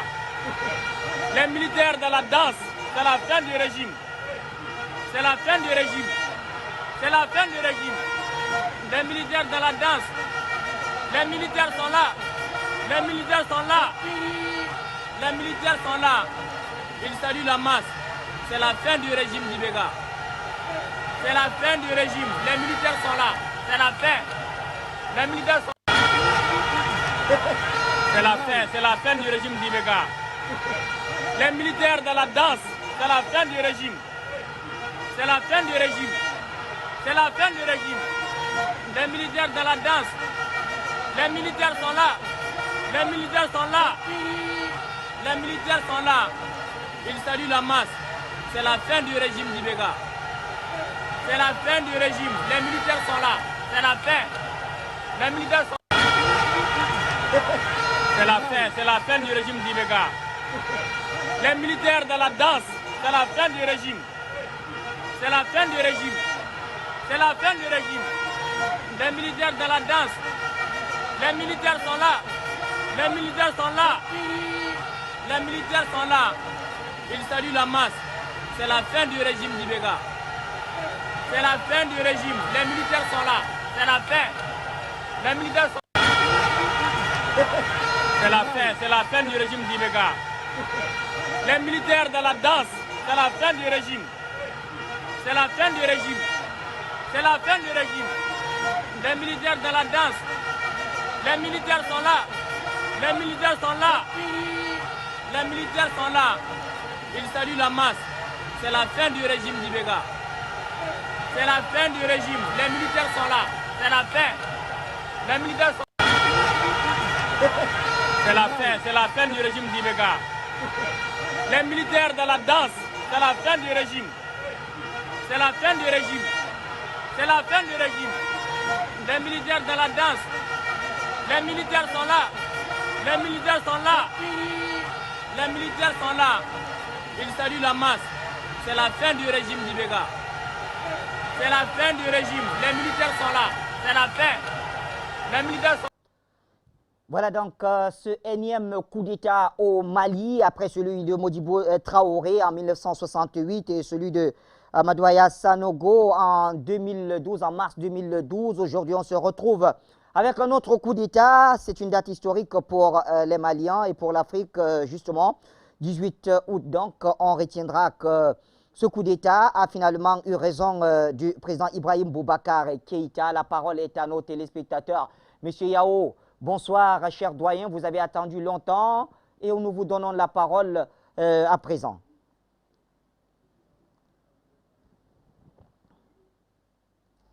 Bonsoir, monsieur Yao.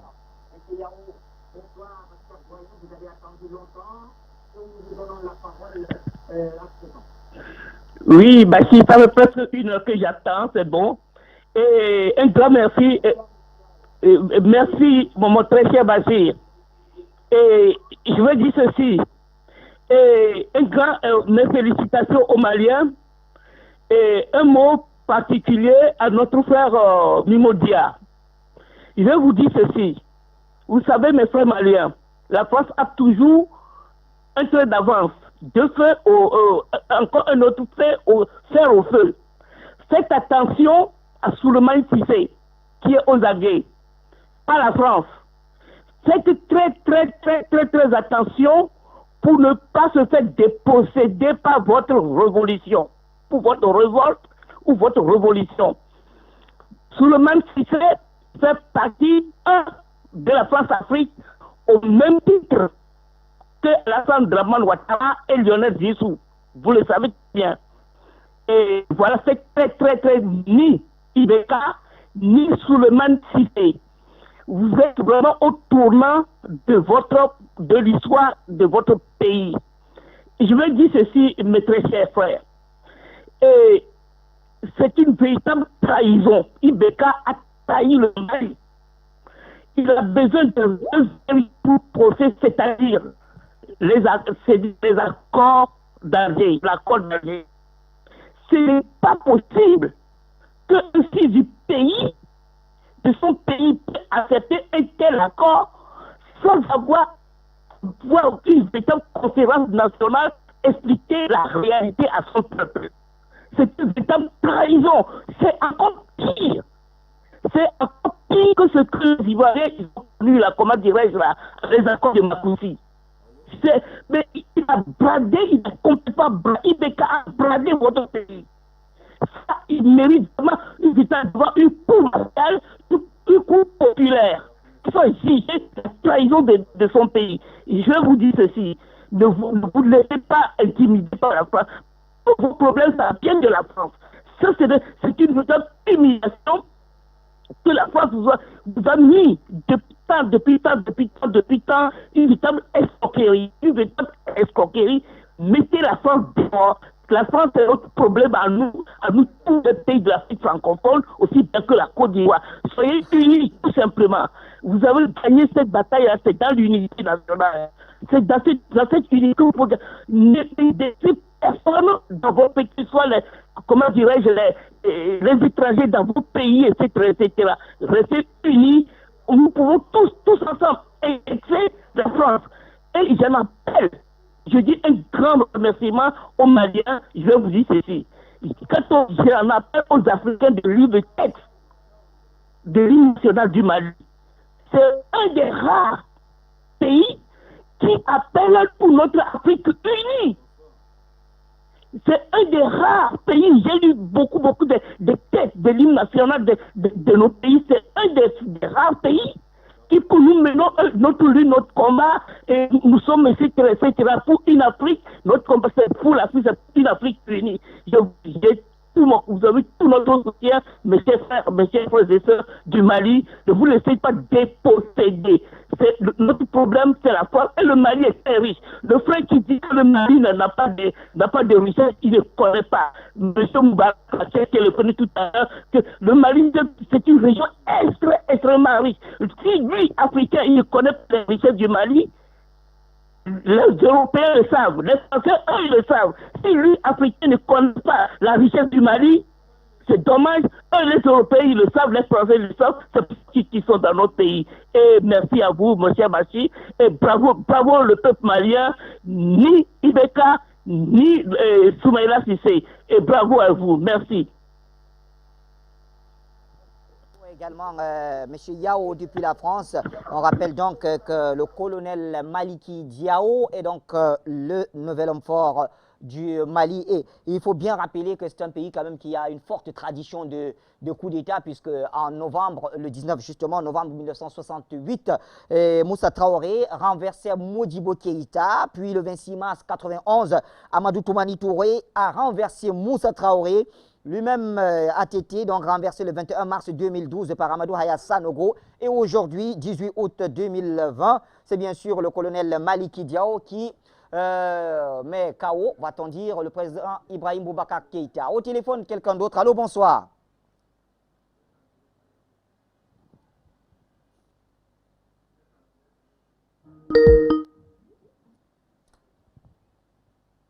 Allô, bonsoir.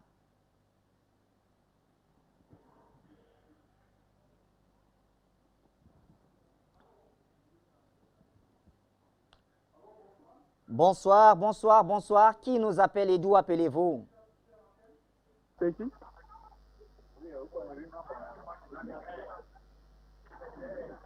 Allô, monsieur Bachir. Oui, bonsoir. Allô.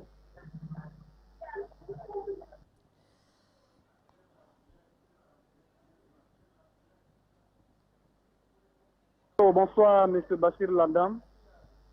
Bonsoir à vos panélistes, bonsoir à tous les téléspectateurs d'Afrique Média. C'est M. Sangaré, j'appelle depuis l'Angola. Monsieur Bachir, vous avez bien fait de rappeler l'histoire du Mali aux Maliens qui sont contents de ce qui arrive à leur pays aujourd'hui. Mais je n'ai pas de leçons à donner au peuple malien. Ils savent ce qu'ils doivent faire, ce qui est mieux pour eux. Mais je me pose la question, est-ce que les Maliens qui sont dans les rues aujourd'hui, là, ils ont tenu compte de tout ce qui s'est passé, tout ce qui s'est passé au Mali, de coup d'État en coup d'État, de coup d'État en coup d'État. Mais finalement, vous ne vous rendez pas compte où vous êtes en train d'emmener vos pays. Au contraire, ce qui arrive à vos pays aujourd'hui, c'est ça, vos ennemis cherchent. Est-ce que vous comprenez? Vous avez fait un coup d'État aujourd'hui, mais celui qui est venu aujourd'hui là, et c'est même le peuple malien qui est dans la rue là, connaît cette personne qui va prendre le pouvoir aujourd'hui, dans la main de qui le pouvoir va tomber. Il faut être intelligent une fois dans votre vie. Des gens qui vous encouragent là, mais ces mêmes personnes là, ils n'encouragent pas ça chez eux. Est-ce que vous comprenez? Ces mêmes personnes qui appellent pour encourager ça là. Quand ça arrive, quand les manifestations comme ça arrivent chez eux, ils disent que non, ils viendront nous dire que nos problèmes, ce n'est pas les chefs de l'État, c'est les Occidentaux. Mais ils vous encouragent aujourd'hui à chasser vos présidents. Vous ne devez pas être, vous devez être intelligent une fois dans votre vie. Mais c'est quoi tout ça, là? Coup d'État en coup d'État? Mais vous voulez quoi enfin? Hein? Quelqu'un qui a... Si vous ne voulez pas de Ibeka, quelqu'un que vous venez d'élire à peine 2 ans, hein? Maintenant vous vous rendez compte que non, il n'est pas bien pour vous. Ça veut dire quoi tout ça, là? Soyez intelligent une fois dans votre vie. Hein? Des gens qui appellent que ça reste. Il y a un qui a dit que ça reste à la fin de Ouattara, mais vous rêvez? Vous pensez que la Côte d'Ivoire c'est comme le Mali? Non, arrêtez ça. Mon Dieu, pensez une fois dans votre vie, à votre avenir. Hein? Tous les présidents sont chassés au pouvoir par coup d'État. Tous les présidents au Mali, presque. Vous ne voyez pas où ça vous amène? Réfléchissez. Mon Dieu. Voilà. Je vous remercie, M. Bachir. Depuis l'Angola, alors Sangari, qui estime tout simplement que le tout n'est pas de faire le coup d'État, mais de pouvoir, bien sûr, amener, orienter ce coup d'État vers quelque chose de bon pour le peuple. Et c'est là où il y a tout le challenge, chers frères africains. Nous restons au téléphone avec Mohamed qui nous appelle depuis la ville de Douala, au Cameroun. Mohamed, bonsoir.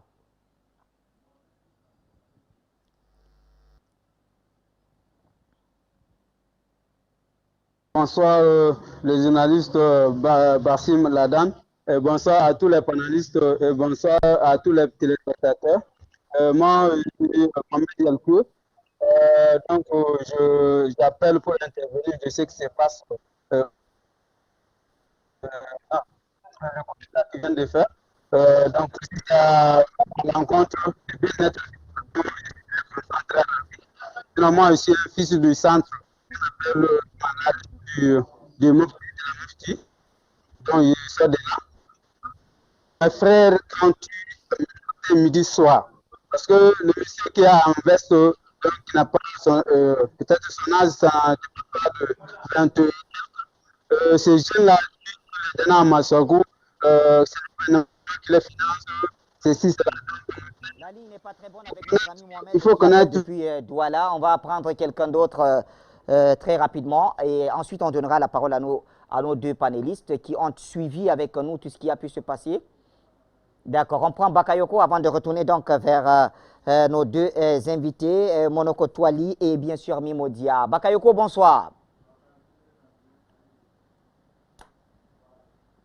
Donc, bonsoir à tous les auditeurs de l'Afrique Média. Voilà, donc je voulais solennellement adresser, comment dirais-je, une voix au peuple malien. C'est-à-dire, ça fait combien de coups d'État qui se perpétuent chez eux de 1972 jusqu'à notre jour, si on peut tout citer. Je pense que Modibo Keïta en 1972 et en 1992, un coup d'État perpétré contre Modibo Keïta, c'est lui qui a succédé Modibo Keïta, qui est vivant aujourd'hui. Et après, il y a eu celui de Toumani en 2012, et maintenant c'est au tour de Ibrahim Boubacar Keïta. Bon, je pense que le peuple malien est mature et il sait ce qu'il a à faire. Voilà, donc je pense que s'ils sont vraiment à la recherche d'une démocratie tant recherchée, donc vraiment j'espère qu'ils l'obtiendront. Voilà, donc je voulais aussi accentuer quelque chose sur les différents intervenants qui viennent faire une comparaison entre le cas malien et le cas ivoirien. Voilà, donc je voudrais dire ceci.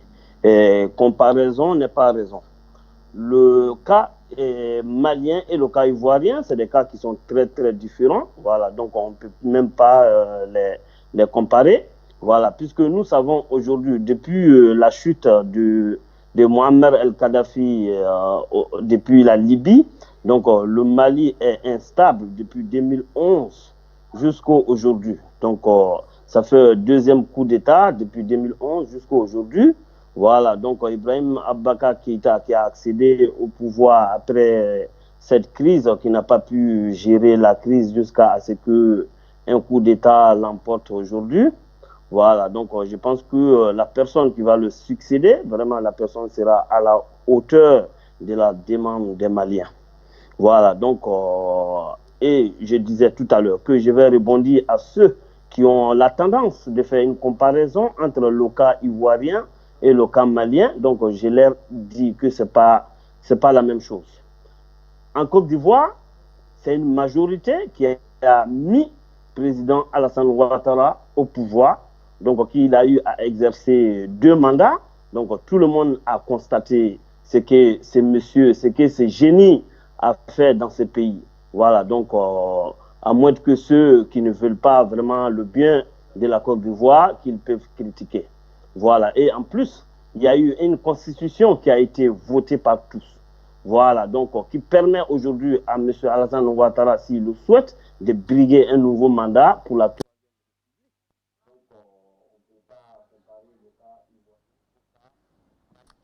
Voilà, merci à notre cher Mohamed. Donc, non, Mohamed, c'est celui qui est parti. Ça, c'est donc Bakayoko. Alors, on retourne quelque temps vers nos 2 panélistes. Monoko Touali, la situation est donc désormais claire, du moins du point de vue médiatique. C'est confirmé, le président Ibrahim Boubacar Keïta a été renversé par des mutins. Un énième coup d'État, le 4e pourrait être un peu plus juste, au Mali. Alors, qu'est-ce que ça vous fait d'apprendre tout cela?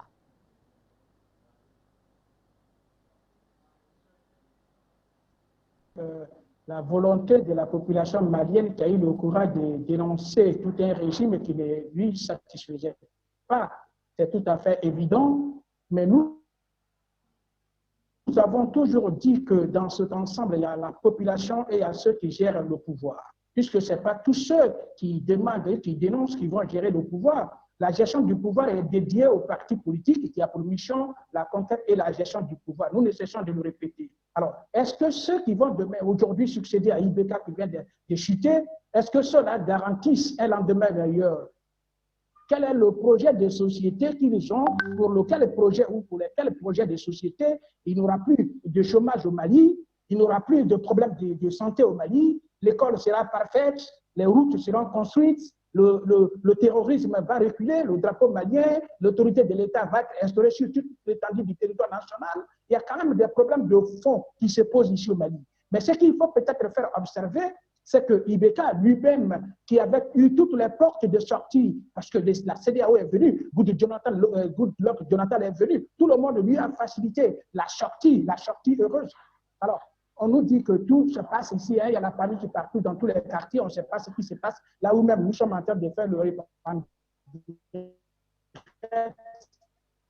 Alors, les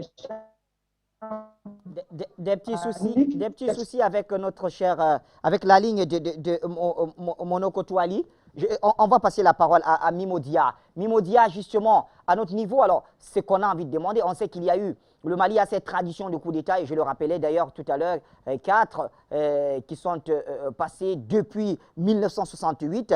Moussa Traoré, je le disais, qui a renversé Modibo Keïta. Et le 26 mars 1991, c'était ATT, Amadou Toumani Touré, qui renversait lui également Moussa Traoré. Le 21 mars 2012, Amadou Hayassanogo, qui met de côté ATT. Et aujourd'hui, le 18 août 2020, le colonel Maliki Diao, qui met hors jeu pratiquement le président Ibrahim Boubacar Keïta. Alors, cette série de coups d'État n'aura presque rien produit jusqu'ici. Comment faire pour que ce dernier, même si on ne va pas chercher à justifier le coup d'État, comment faire pour que ce dernier ne soit pas chippé, tout simplement?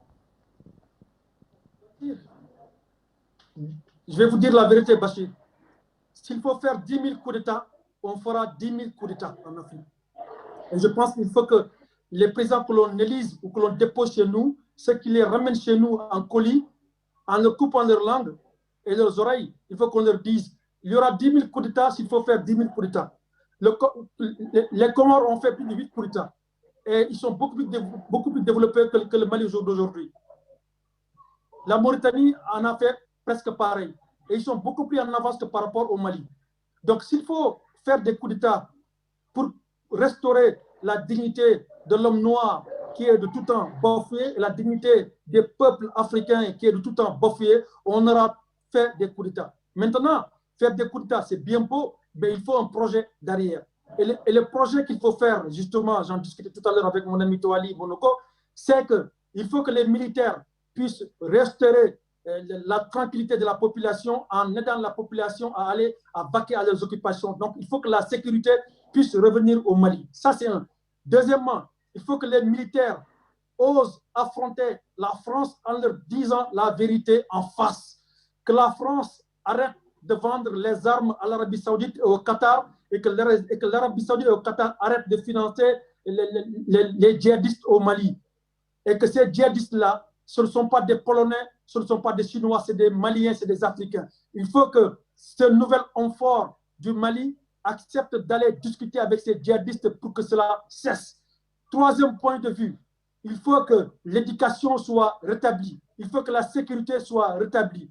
Il faut que nous donnons confiance à nos armées. Il faut acheter les armes. Il faut que les armes ne soient plus bloquées dans les ports de Dakar, d'Abidjan ou encore de Conakry pour que les militaires maliens qui sont des gens aguerris, qui sont des véritables combattants, si on ne les empêche pas de combattre contre l'ennemi que la France a déposé chez nous à travers ces djihadistes-là. Ça, c'est une vérité. Maintenant, comme je l'ai dit, disons-nous la vérité entre nous. Il ne sert absolument à rien à tourner à gauche et à droite. La vérité, c'est ça. Maintenant, il faut que ces militaires, une fois que ces derniers puissent avoir la confiance du peuple, rétablissent le jeu de la démocratie. La vocation des militaires, ce n'est pas à séjourner dans un palais présidentiel, mais la vocation des militaires, c'est de retourner dans leur camp et de défendre la patrie. Donc ces militaires doivent organiser des élections présidentielles libres et transparentes en imposant quelque chose de concret, en disant que ces candidats ne doivent plus sortir de ces partis politiques. Moi, je vais vous dire une vérité, Bachir. Les véritables opposants d'aujourd'hui en Afrique, ce ne sont pas les partis politiques. Les véritables opposants au régime dictatorial, au régime sanguinaire, au régime qui trie partout, les élections partout, c'est nous les véritables opposants. Ce sont les activistes qui sont les véritables opposants. Et les journalistes d'Africa Media TV. C'est vous, Bachir. On aura l'occasion de revenir sur cette thématique. Merci à vous, Mimodia. Merci infiniment. Alors, on a largement le temps, dépassé le temps qui nous était consacré à cette émission.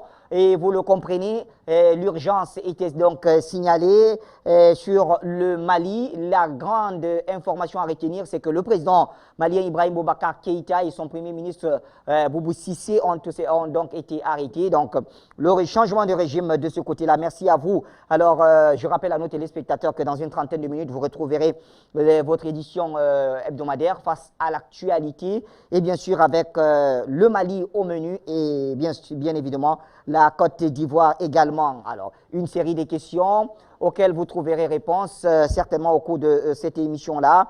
Quel sera donc finalement le sort réservé à Ibeka et son Premier ministre?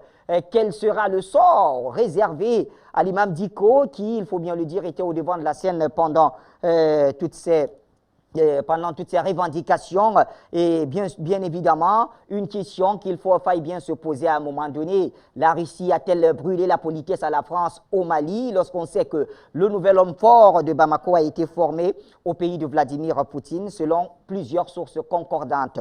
Autant de questions donc qui trouveront réponse dans quelques instants avec bien sûr la présentation de Manuela. Voilà, c'est Guy Fondop, donc, me rappelle-t-on. Merci à la régie. La présentation donc de Guy Fondop dans quelques instants. Merci à toutes et à tous. Vous ne quittez pas Afrique Média. Le monde, c'est nous. Allô? Bonsoir Afrique Média. Vous êtes les meilleurs. Oui, bonsoir monsieur. Je suis le TK. Bonsoir monsieur, Afrique Média. Je vous remercie pour tout ce que vous faites pour l'avenir de l'Afrique. Vous êtes la seule chaîne qui est libre dans le monde.